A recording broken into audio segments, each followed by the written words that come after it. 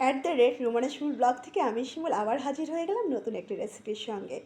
আজকে আপনাদের সঙ্গে শেয়ার করব কিভাবে রং ঠিক রেখে বা সবুজ রেখে করলা ভাজি করবেন। তো চলেন করলা ভাজিটি রান্না করে নিই।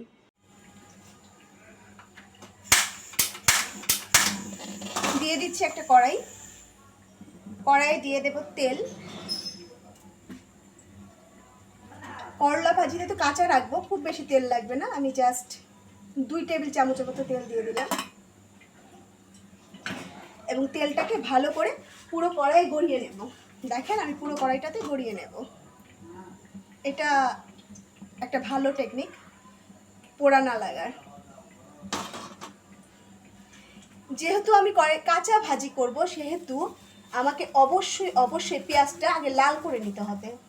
পেঁয়াজ লাল করার আগে আমি কিছু কাঁচামরিচ দিয়ে দেব, তাতে করে কাঁচামরিচের সুন্দর একটা ফ্লেভার আসবে ভাজি থেকে। দেখুন আমি আমার পছন্দ মতন বা ইচ্ছে মতন যতটুকু ঝাল খেতে পছন্দ করি ততটুকু কাঁচামরিচ দিয়ে দিয়েছি। আপনারা আপনাদের রিকোয়ারমেন্ট অনুযায়ী কাঁচামরিচ দেবেন। আমি কাঁচামরিচটাকে সামান্য ভেজে নেব, সামান্য। আমি জালটা একটু বাড়িয়ে দেব, মিডিয়াম ফ্লেমে রাখবো। আর করলা কখনোই ঢেকে রান্না করতে যাবেন না, কখনোই না, তাতে কিন্তু করলা খুব তিতো হয়ে যাবে, খেতে ভালো লাগবে না। যতটুকু তিতা আছে তার চেয়ে বেশি তিতা বেড়ে যাবে করলা। দেখেন আমি একটু নাড়া দিয়ে নিলাম। এইবার আমি এটার মধ্যে দিয়ে দেব পেঁয়াজটা। করলা ভাজিতে পেঁয়াজটা একটু বেশি লাগে, আমি 1/4 কাপের মতন পেঁয়াজ দিয়ে দিলাম।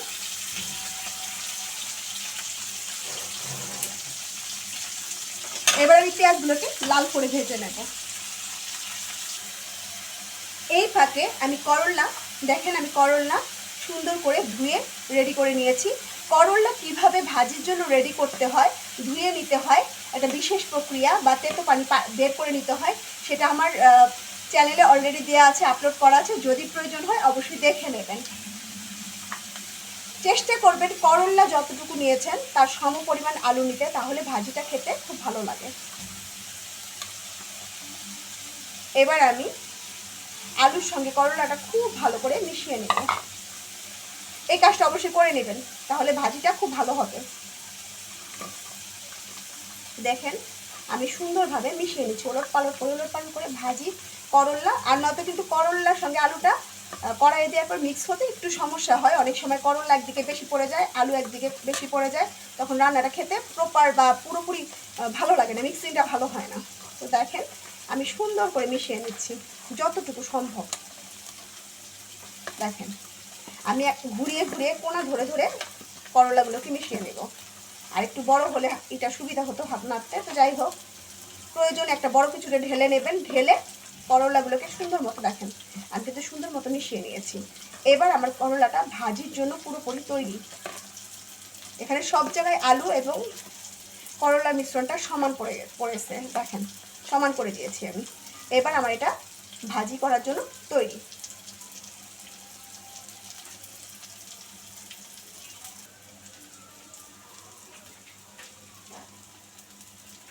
আমার পেঁয়াজটা পুরোপুরি ব্রাউন হয়ে গেছে, বা আমার পছন্দ মতো। আমি এর চেয়ে বেশি ব্রাউন করবো না, তাহলে কিন্তু করলা ভাজির পর ফুটে থাকবে, দেখতে ভালো লাগাবে না, কালো কালো হয়ে যাবে। এই পর্যায়ে আরেকটা কথা বলে রাখি, যেহেতু আমি কাঁচামরিচ দিলাম তেলের মধ্যে, সেহেতু একটা ঝাঁজ কিন্তু বের হবে, মরিচের ঝাঁজ। ঠিক আছে, সেটা নাকে লাগতে পারে, কাশ হতে পারে, তো এই জিনিসটা বলে দিলাম। এবারে যে মিক্স করা করলাটা আমি দিয়ে দেবো, আলু এবং করলা মিক্স করা যে মিক্সচারটা দিয়ে দেব। ধনে গুঁড়া 1 চামচ, অবশ্যই ছোট চামচের। দিয়ে দেব জিরা 1 চামচ। আর আমি এর মধ্যে আর কিছুই দেবো না,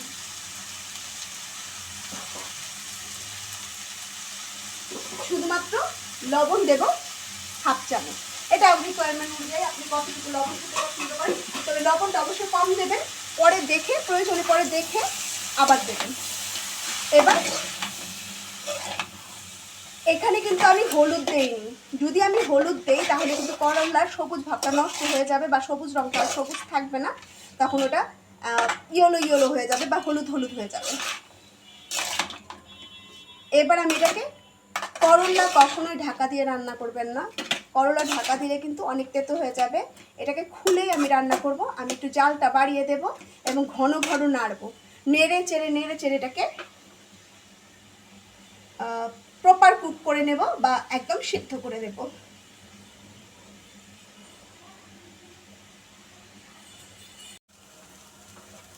দেখাই যাচ্ছে আমার, দেখুন আমি নেড়ে চেড়ে উল্টে পাল্টে ভেজে নিয়েছি।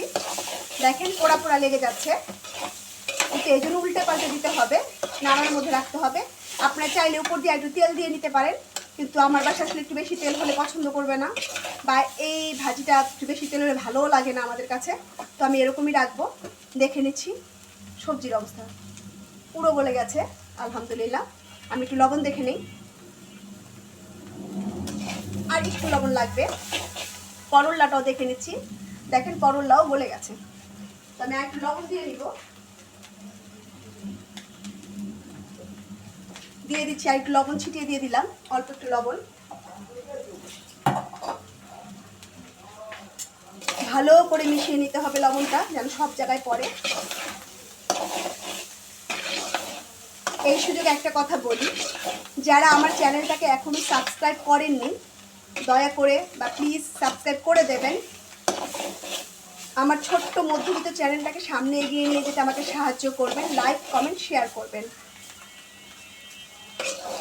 আর কেমন হচ্ছে আমার রান্না বা কেমন হচ্ছে আমার চ্যানেলটির রেসিপিগুলো অবশ্যই কমেন্টসে জানাবেন।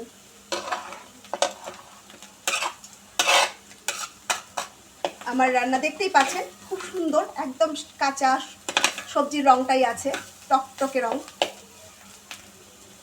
একটু চেঞ্জ হয়েছে, একটু চেঞ্জ হওয়া মানে হচ্ছে আপনার রান্নাটা সবজিটা সেদ্ধ হয়েছে। তো আমি আরেক দফা লবণ দেখব।